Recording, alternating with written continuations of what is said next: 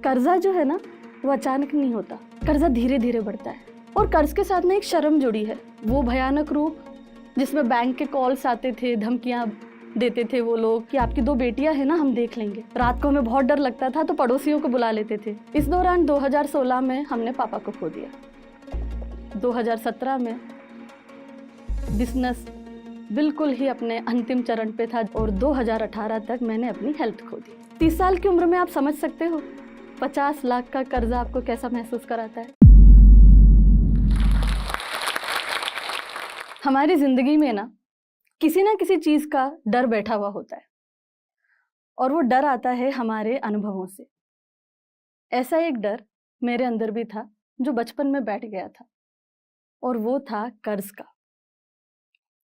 कर्ज का ऐसा भयानक रूप देखा था कि सोच लिया था जिंदगी में कभी कर्ज नहीं होने दूंगी। लेकिन कहते हैं ना, नेवर से नेवर। किसे पता था कि 18 साल बाद उसी कर्ज के चलते मुझे अपना 10 साल का बिजनेस बंद करना पड़ जाएगा। हाय, मैं हूँ अनामिका जोशी। मैं एक हिंदी पोएट हूँ और एक एड फिल्म राइटर और डायरेक्टर भी। तो मैं एक बहुत ही मिडिल क्लास फैमिली से आती हूँ। आपने कई बार सुना होगा कि मिडिल क्लास फैमिली और उसकी परेशानियाँ। तो एक पैसों की तंगी हमारे हमेशा बनी रही परिवार में।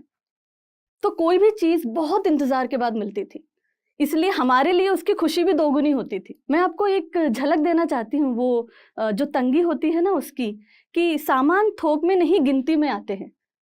जितनी ज़रूरतें हैं उसके आधे से कम में सब अपना काम चलाते हैं। एक शांत ज्वालामुखी सा पनपता रहता है, बस हम फटते नहीं। मिडिल क्लास में ऐसा ही चलता रहता है। कभी लेट फीस के लिए क्लास के बाहर खड़े हो, कभी अपने अभावों को मजाक में छुपाया है, नहीं मुझे नहीं चाहिए कहकर अपनी इच्छाओं को दबाया है। ये जो हंसी आंखों तक पहुंचती नहीं क्यों दिखाते हो? पैसों की कमी को दूसरे तरीकों से ओवर कॉम्पनसेट कर क्या कभी अपनी दोस्ती निभाते हो? ऐसा ही कुछ बचपन था।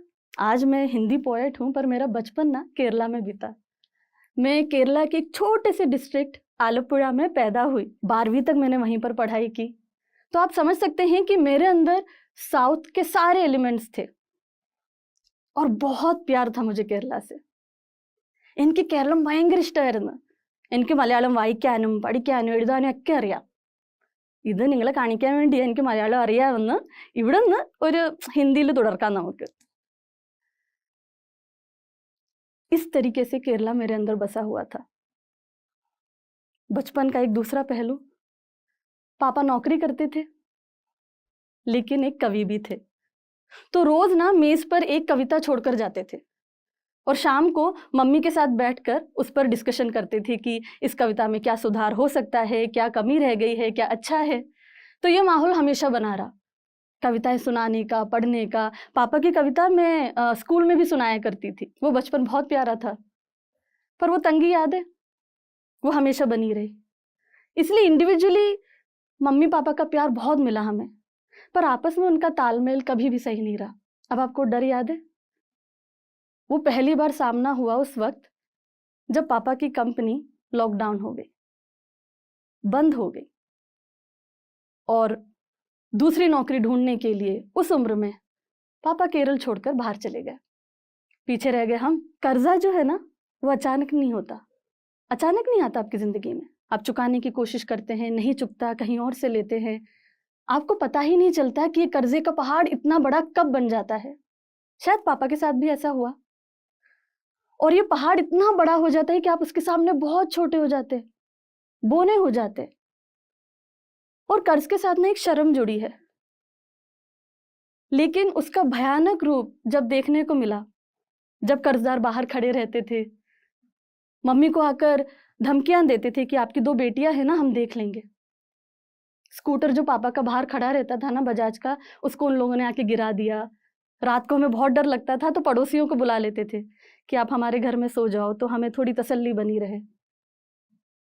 इस दौरान मैंने मम्मी का ऐसा रूप देखा जो शायद आज मेरी कविताओं की प्रेरणा भी है। माँ का जुझारूपन ऐसा था कि मुझे ऐसा लगता था वो किसी चीज का इंतजार नहीं करती हैं कि शायद एक दिन सब सही हो जाएगा, कि वो ये नहीं सोचती कि शायद होगा, एक दिन होगा कुछ तो बढ़िया सा। शायद होगा एक दिन होगा कुछ तो बढ़िया सा, शायद सब कुछ वैसा होगा जैसा मैंने सोचा था।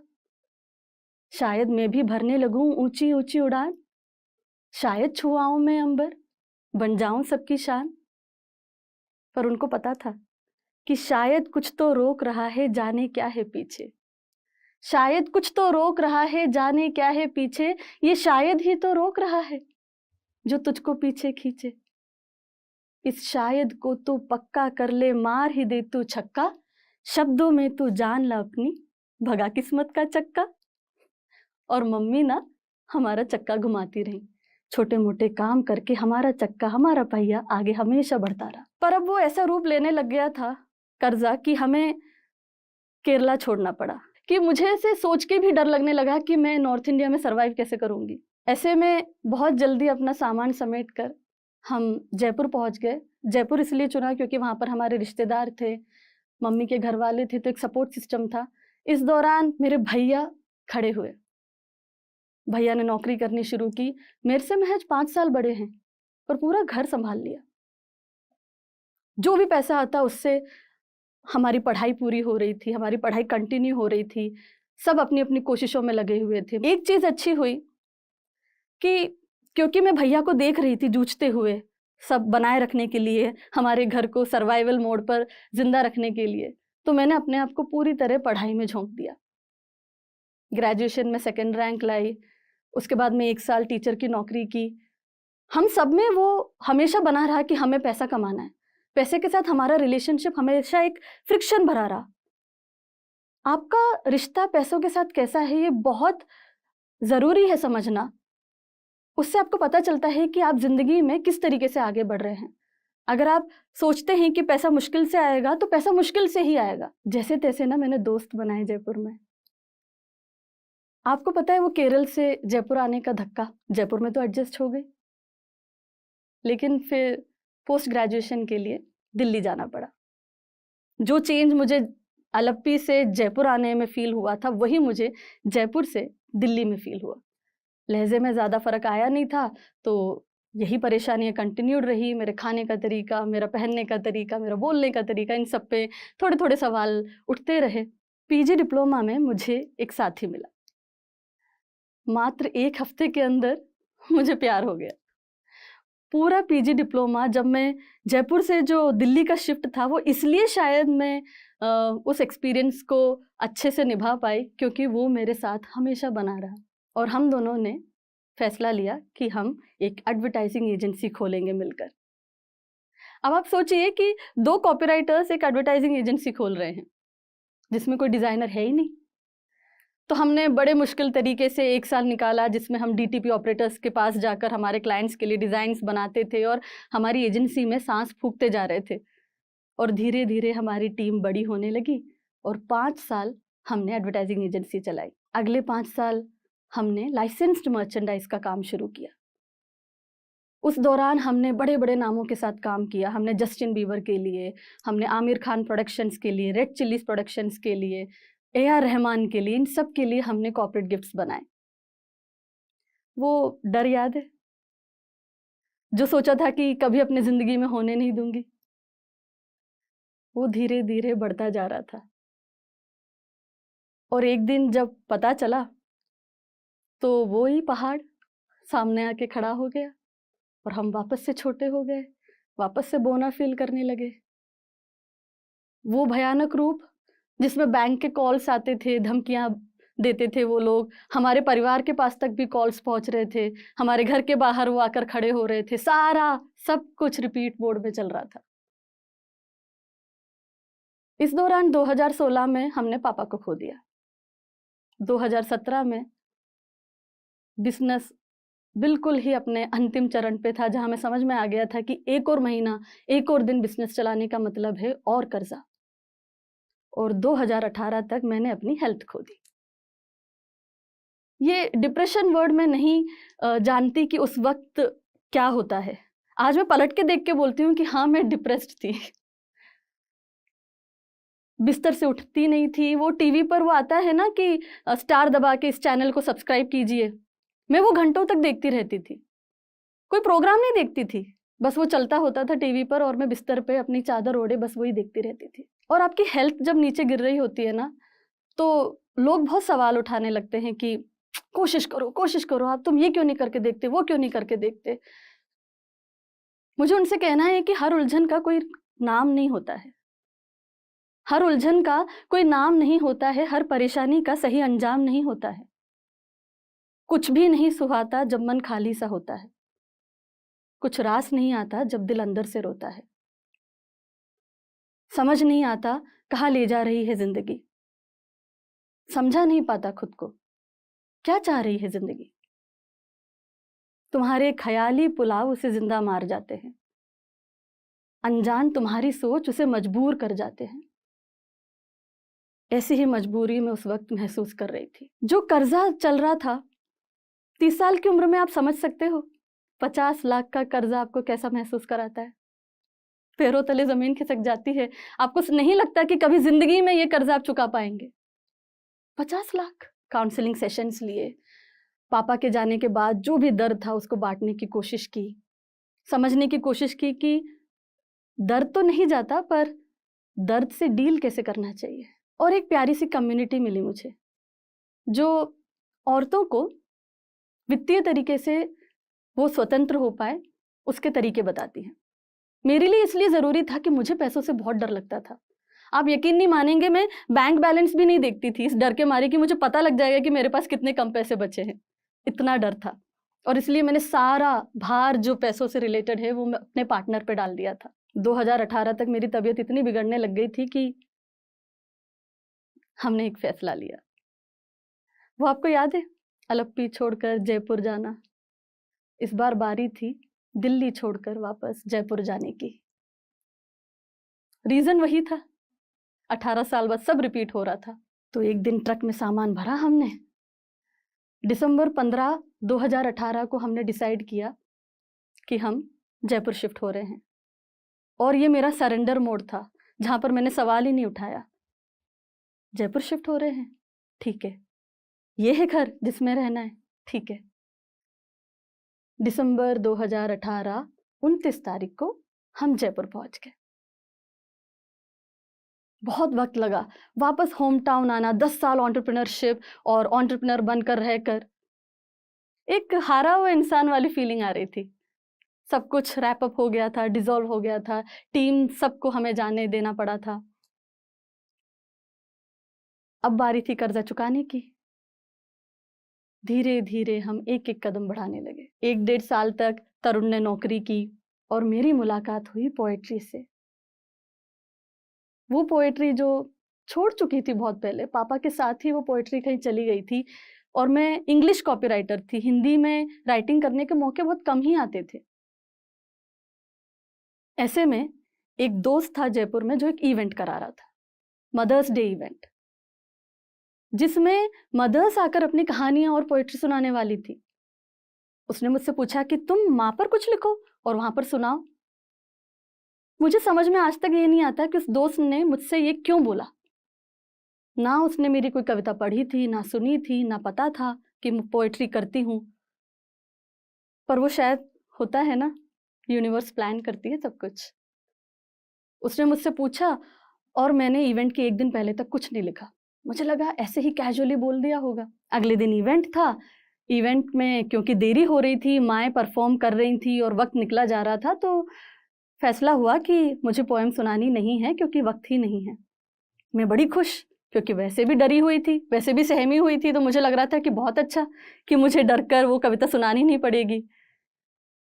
पर यूनिवर्स, एंड में एक फॉक परफॉर्मेंस था, वो अपनी माइक ठीक कर रहे थे, तो दोस्त ने आके बोला कि जब तक ये माइक ट्यून कर रहे हैं तुम आके सुना दो, तुम्हारी कितनी लंबी कविता है। मैंने लगा नहीं नहीं नहीं, रहने दो। पर मेरा पार्टनर, मेरे भाई, सबने मुझे धक्का दिया। और आज अगर वो आप वीडियो देखोगे ना तो मेरे हाथ कांप रहे, वो पन्ना कांप रहा है। पर सामने माँ बैठी थी जिनके लिए वो कविता मैंने लिखी थी, तो उनको देखकर और सारी माँओं को ध्यान में रखते हुए कांपते होठों से ही सही, कांपते हाथों से ही सही, मैंने वो कविता सुना दी। कविता सुनाने के बाद जब मैं वापस अपने चेयर पर आई तो कुछ लोग रो रहे थे, कोई आके गले मिल रहा था, किसी ने हाथ से मेरा वो पन्ना ले लिया कि ये पन्ना मुझे चाहिए। मुझे ज़्यादा कुछ समझ में नहीं आ रहा था। तो जो कविता थी उसकी चंद लाइन ऐसे थी कि वो माँ है तो गलत कैसे हो सकती है भला, वो माँ है तो गलत कैसे हो सकती है भला, परवरिश में कोई कमी ना रह जाए, टिफिन में खाना एकदम स्वादिष्ट जाए, बच्चों के कपड़े वक्त पे धुल जाएं, एक भी दाग रह ना जाए, वो माँ है, वो गलत कैसे हो सकती है भला। नौकरी करनी चाहिए तो बच्चों ने रोक दिया, कुछ घर पर ही करना चाहा तो सबने टोक दिया। माँ बिजनेस करती थी ना तो बहुत टोका टोकी होती थी। तुम माँ हो, तुम भला अपना वक्त बच्चों से कैसे छीन सकती हो, तुम माँ हो, तुम भला अपने लिए कैसे जी सकती हो। बचपन से हम बच्चों ने माँ पर कुछ ऐसा प्यार जताया कि माँ को हमेशा सही करने के लिए मजबूर ही पाया। और इस कविता के आगे मैं एक्सप्लेन करती हूँ कि माँ ने किस तरीके से हमेशा सही करने की कोशिश की। मैं चाहती थी कि इस कविता के थ्रू मैं वो बता पाऊँ जो शायद हमने माँ को उस पेडेस्टल पे बिठाकर हमने जो गलती की है ना, उसके कारण उनके लिए गलती करने की कोई स्पेस ही नहीं बची है। और इसी चीज़ को लेकर वो कविता लिखी। वहाँ से मेरी जर्नी बतौर पोएट शुरू हुई। तरुण नौकरी करता रहा और एक वक्त आया जब हम दोनों ने हिम्मत की। बहुत गलती हम कर चुके थे अपने बिजनेस में, पर एक हिम्मत आई कि अब गलतियों से सीख कर उस डर से निकलना है और ये नहीं कहना कि अब कभी बिजनेस नहीं करेंगे। आज हम तीसरा बिजनेस हमारा शुरू कर चुके हैं जिसका नाम उटपटांग फिल्म्स है। पिछले 1-1.5 साल में हम 35 एड फिल्म्स बना चुके हैं, जिसमें हमने लेंसकार्ट के लिए मूवी बनाई है, बैंक ऑफ बड़ौदा के लिए मूवी बनाई है। महीने का हमारा 5 से 6 लाख का रेवेन्यू रहता है और बस कोशिश यही है कि इस रेवेन्यू को बढ़ाते जाएं। हमारा कर्जा याद है 50 लाख का, वो आज 5 लाख पर है। वो भी बहुत उम्मीद है कि इस साल ख़त्म हो जाएगा। और जो भी लोग आज कर्जे से जूझ रहे हैं ना, उनको बस यही कहना है कि एक एक कदम उठाते जाओ। कोई भी पहाड़ इतना बड़ा नहीं है कि वो आपसे ऊंचा हो जाए। आप कभी भी छोटे मत फील करो खुद को। आपकी जो जिद है ना वो बड़ी रखो, सब कुछ छोटा लगेगा। तो जो ऐसे लोग हैं जो मानते ही नहीं हैं, हारते हैं फिर जीतने की कोशिश करते हैं, तो उन पर कुछ लिखा है कि जब तुम बार बार हार कर भी हो जाते हो उठ खड़े, जब तुम बार बार हार कर भी हो जाते हो उठ खड़े, तर्क खुद को देते हो कि नाम करने हैं बड़े, आदतें जो राह रो के रोज उनसे तुम लड़े, हर अधूरी कोशिशों की नापते हो तुम जड़े, हर बहाने तोड़े दम कदम बस आगे ही बढ़े, जिद तुम्हारी हो अडिग वजह न कोई अब अड़े।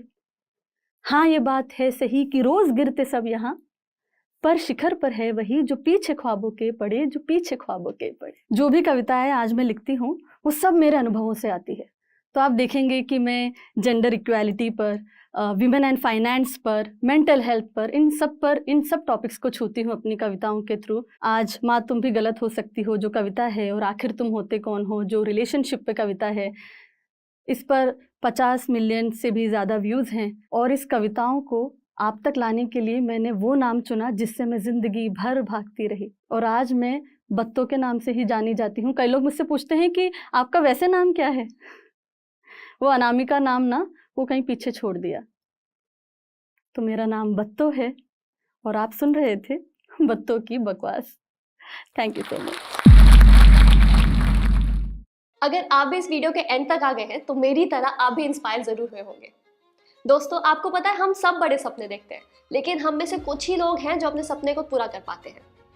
और आपने कभी नोटिस किया है, जो भी लोग अपने गोल को अचीव कर पाते हैं उनमें एक कॉमन स्किल होती है, वो क्या है? अच्छी कम्युनिकेशन स्किल्स और इंग्लिश बोलने की स्किल। और अब हम भी इस स्किल को मास्टर कर सकते हैं जोश स्किल्स ऐप के साथ। यहाँ पे हमें daily vocabulary, grammar, reading, writing practice के साथ साथ अपने ही जैसे लाखों स्टूडेंट के साथ इंग्लिश में बात करने का भी मौका मिलता है। इससे हम अपनी इंग्लिश की फ्लुएंसी जो है वो इम्प्रूव कर सकते हैं। तो चलिए आज ही अपने सपने की ओर पहला कदम लेते हैं भारत के number 1 spoken English learning app जोश स्किल्स के साथ।